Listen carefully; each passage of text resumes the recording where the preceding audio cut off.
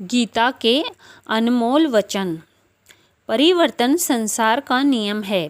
समय के साथ संसार में हर चीज़ परिवर्तन के नियम का पालन करती है। सत्य कभी दावा नहीं करता कि मैं सत्य हूँ, लेकिन झूठ हमेशा दावा करता है कि सिर्फ मैं ही सत्य हूँ। नरक के 3 द्वार हैं: वासना, क्रोध और लालच। किसी का अच्छा ना कर सको तो बुरा भी मत करना, क्योंकि दुनिया कमज़ोर है लेकिन दुनिया बनाने वाला नहीं। सदैव संदेह करने वाले व्यक्ति के लिए प्रसन्नता ना इस लोक में है ना ही कहीं और। जो चीज़ें हमारे दायरे से बाहर हों उसमें समय गंवाना मूर्खता ही होगी। न तो यह शरीर तुम्हारा है और न ही तुम इस शरीर के मालिक हो।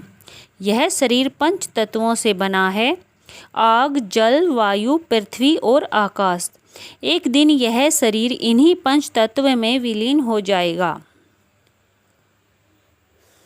जिंदगी में हम कितने सही हैं और कितने गलत हैं, यह केवल 2 लोग जानते हैं कि एक परमात्मा और दूसरी हमारी अंतरात्मा। परिवर्तन ही संसार का नियम है। एक पल में हम करोड़ों के मालिक हो जाते हैं और दूसरे ही पल हमें लगता है कि हमारे पास कुछ भी नहीं। क्रोध से भ्रम पैदा होता है, भ्रम से बुद्धि व्यग्र होती है। जब बुद्धि व्यग्र होती है तब तर्क नष्ट हो जाता है।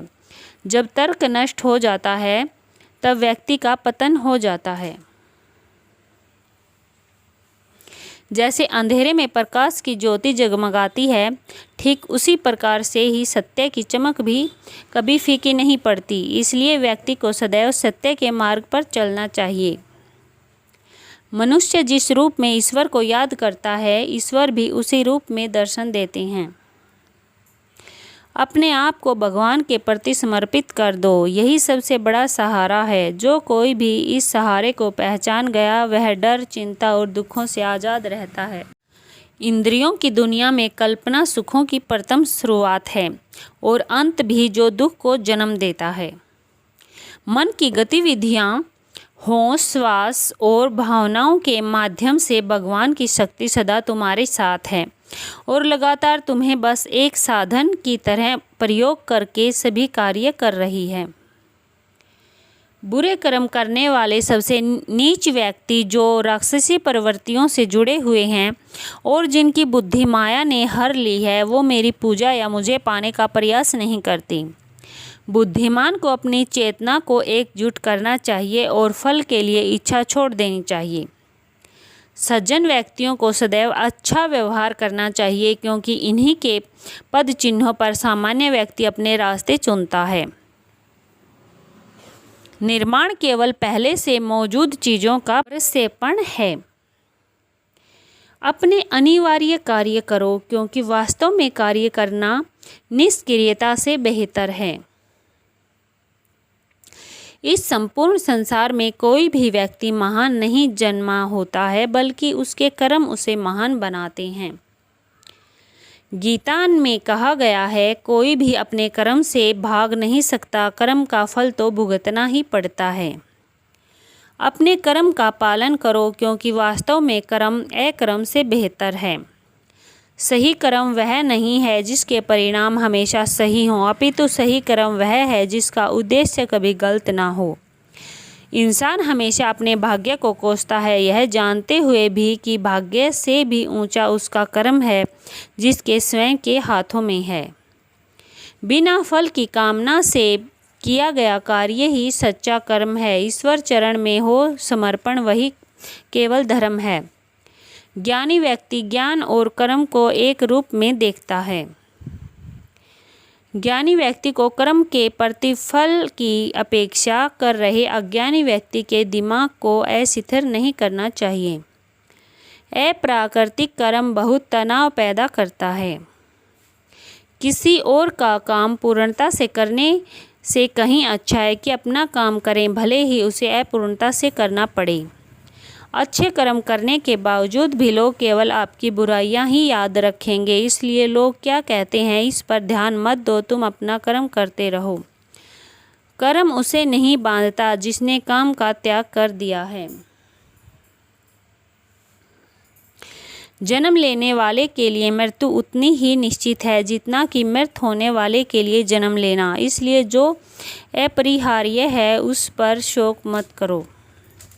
आत्मा किसी काल में भी जन्मता है और न मरता है, और न है यह एक बार होकर फिर अभाव रूप होने वाला है। आत्मा अजन्मा, नित्य, शाश्वत और पुरातन है। शरीर के नाश होने पर भी इसका नाश नहीं होता।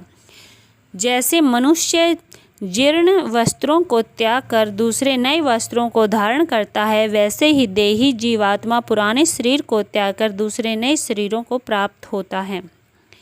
जो आत्मा को मारने वाला समझता है और जो इसको मरा समझता है, वे दोनों ही नहीं जानते कि क्योंकि यह आत्मा न मरता है और न मारा जाता है। वह जो मृत्यु के समय मुझे स्मरण करते हुए अपना शरीर त्यागता है, वह मेरे धाम को प्राप्त होता है, इसमें कोई संशय नहीं है। लोग आपके अपमान के बारे में हमेशा बात करेंगे। सम्मानित व्यक्ति के लिए अपमान मृत्यु से भी बदतर है। वह जो इस ज्ञान में विश्वास नहीं रखते, मुझे प्राप्त किए बिना जन्म और मृत्यु के चक्कर का अनुगमन करते हैं। मैं उष्मा देता हूँ, मैं वर्षा करता हूँ और रोकता भी हूँ, मैं अमरत्व भी हूँ और मृत्यु भी। व्यक्ति जो चाहे बन सकता है यदि वह विश्वास के साथ इच्छित वस्तु पर लगातार चिंतन करे। जब वे अपने कार्य में आनंद खोज लेते हैं तब वे पूर्णता प्राप्त करते हैं। याद रखना, अगर बुरे लोग सिर्फ समझाने से समझ जाते तो बांसुरी बजाने वाला भी कभी महाभारत होने नहीं देता। जो बीत गया उस पर दुख क्यों करना, जो है उस पर अहंकार क्यों करना, और जो आने वाला है उसका मोह क्यों करना। हमारी व्यर्थ की चिंता और मन का भय एक ऐसा रोग होता है जिससे हमारी आत्मीय शक्ति बिखर जाती है। हर व्यक्ति का विश्वास उसकी प्रकृति के अनुसार होता है। जो इंसान किसी की कमी को पूरी करता है वो सही अर्थों में महान होता है। जो हुआ वह अच्छे के लिए हुआ, जो हो रहा है वह भी अच्छे के लिए हो रहा है, और जो होगा वह भी अच्छे के लिए ही होगा। हे पार्थ, मैंने और तुमने अपने कर्तव्यों को निभाने के लिए धरती पर कई बार अवतार लिए हैं, लेकिन मुझे याद है और तुम्हें नहीं। मेरे लिए ना कोई घृणित है ना प्रिय, किंतु जो व्यक्ति भक्ति के साथ मेरी पूजा करते हैं वो मेरे साथ और मैं उनके साथ हूँ। मनुष्य अपने हृदय से जो दान कर सकता है वो अपने हाथों से नहीं कर सकता, और मौन रहकर जो कुछ वो कह सकता है वो शब्दों से नहीं कह सकता। प्रत्येक बुद्धिमान व्यक्ति को क्रोध और लोभ त्याग देना चाहिए, क्योंकि इससे आत्मा का पतन होता है। मैं उन्हें ज्ञान देता हूँ जो सदा मुझसे जुड़े रहते हैं और मुझसे प्रेम करते हैं। मैं सभी प्राणियों को समान रूप से देखता हूँ, ना कोई मुझे कम प्रिय है न अधिक, लेकिन जो मेरी प्रेम पूर्वक आराधना करते हैं और मेरे भीतर रहते हैं और मैं उनके जीवन में आता हूँ। सब धर्मों का परित्याग करके तुम एक मेरी शरण में आओ, मैं तुम्हें समस्त पापों से मुक्त कर दूंगा। तुम शोक मत करो। पर बुद्ध व्यक्ति सिवाय ईश्वर के किसी और पर निर्भर नहीं करता। मेरी कृपा से कोई सभी कर्तव्यों का निर्वाह करते हुए भी बस मेरी शरण में आकर अनंत अविनाशी निवास को प्राप्त करता है। हे अर्जुन, केवल भाग्यशाली योद्धा ही ऐसा युद्ध लड़ने का अवसर पाते हैं जो स्वर्ग के द्वार के समान है। भगवान प्रत्येक वस्तु में है और सबके ऊपर भी। मुक्ति का मुख्य द्वार केवल भगवत भक्ति ही है, इससे सभी को स्वीकार करना चाहिए। ईश्वर ने हमें जो कुछ भी दिया है वही हमारे लिए पर्याप्त है और यही एक अटल सत्य भी है। संयम, सदाचार, स्नेह एवं सेवा, ये गुण सत्संग के बिना नहीं आते। बुद्धिमान व्यक्ति कामुक सुख में आनंद नहीं लेता। वह व्यक्ति जो सभी इच्छाएं त्याग देता है और मैं और मेरा की लालसा और भावनाओं से मुक्त हो जाता है, उसे अपार शांति की प्राप्ति होती है। जो व्यक्ति आध्यात्मिक जागरूकता के शिखर तक पहुंच चुके हैं, उनका मार्ग है निस्वार्थ कर्म। जो भगवान के साथ संयोजित हो चुके हैं, उनका मार्ग है स्थिरता और शांति। जो मन को नियंत्रित नहीं करते, उनके लिए वह शत्रु के समान कार्य करता है। मन अवश्य ही चंचल होता है, लेकिन उसे अभ्यास और वैराग्य के माध्यम से वश में लाया जा सकता है। जो लोग परमात्मा को पाना चाहते हैं, वह ब्रह्मचर्य का पालन करते हैं। जो कार्य में निष्क्रियता और निष्क्रियता में कार्य देखता है, वह एक बुद्धिमान व्यक्ति है। मैं धरती की मधुर सुगंध हूँ, मैं अग्नि की ऊष्मा हूँ, सभी जीवित प्राणियों का जीवन और सन्यासियों का आत्म संयम हूँ। तुम उसके लिए शोक करते हो जो शोक करने के योग्य नहीं है, और फिर भी ज्ञान की बातें करते हो। बुद्धिमान व्यक्ति ना जीवित और ना ही मृत व्यक्ति के लिए शोक करते हैं।